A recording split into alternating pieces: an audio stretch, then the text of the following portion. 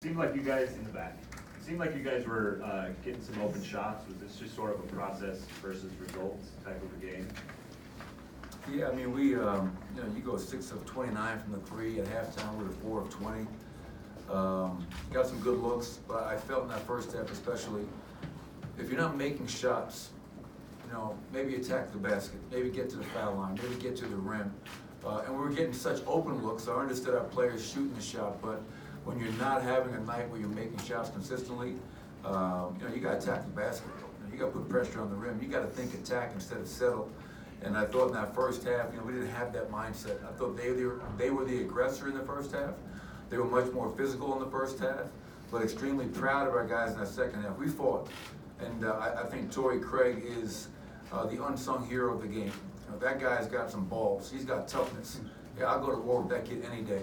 He leaves it all on the floor every night, and we can't pick our spots when we do that. We can't pick to play like that for just a half in game 2 of the second round. That's got to be for 48 minutes, and that was the most disappointing thing about tonight. We brought it in the second half, but in the first half, it was not there. I know you've got to look at the film and obviously reflect on this one, but right off the bat, any big adjustments that need to be made for game 2, or is it just kind of the things you talked about, maybe attacking the rim more if those shots aren't falling? I mean, our defense was great. I mean, we held to 97 points, 42 from the field, 31 from 3. They shot 48% in that first quarter. After that, it was 40 for the rest of the game. So really, it's just about us making shots. We had 90 points. If you think about the 4 losses we've had in the postseason now, we're shooting 32% from 3 in our losses. So, not to oversimplify it, but it's a make or miss league. We couldn't make a shot. I mean, Gary and Jamal tonight go 2 for 13 from 3, our starting backcourt. Got some good looks. The shots didn't go down. But I do love the fact that our guys competed at such a high level, at least gave ourselves a chance, and at least played the way we need to play. But now the challenge is doing that for as close to 48 as possible. Coach, you talked about how fatigue is not an excuse you guys use, but with Nikola playing 86 minutes over the last 2 games, how much of that was a factor in terms of him not being able to convert from the field as often as he has in the playoffs so far? I'm not sure. I'm sure fatigue is a part of it, but McCollum played 41, Dame played 38. Nicola's going to keep playing heavy minutes. They double teamed him almost every time tonight. And when you put 2 on the ball and you can't make them pay by making shots, it's going to be a really effective defense. And just go back to the San Antonio series. They doubled them. It was really effective until we made 15 threes in game 3, 15 threes in game 4, and 14 threes in game 5. They stopped doubling them after that. So in order for us to make them pay, you got to make shots. And tonight we had a hard time doing so. Did Torrey say anything to you at halftime about his availability, or what did the doctors say when you guys went back there for the break? They were checking to see, fit him for his mask, see if he was going to be able to breathe okay, stop the bleeding, and to see, test his movement out and how his head felt.